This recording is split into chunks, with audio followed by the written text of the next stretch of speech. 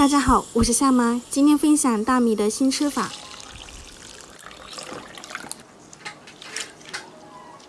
大米清洗干净后，加入2个鸡蛋，加入纯牛奶，搅拌均匀，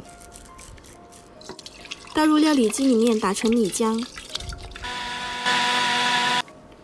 过滤一下，加入1勺盐，3克酵母，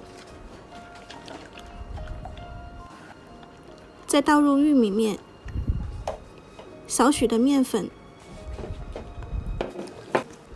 搅拌成这种无颗粒的米糊，盖上保鲜膜，醒发1个小时。1把小葱切成葱花，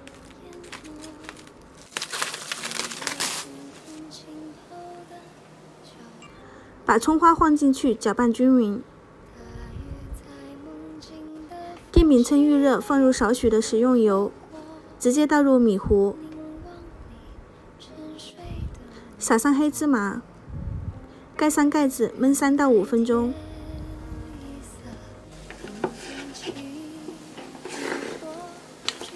翻个面，再烙2到3分钟即可出锅。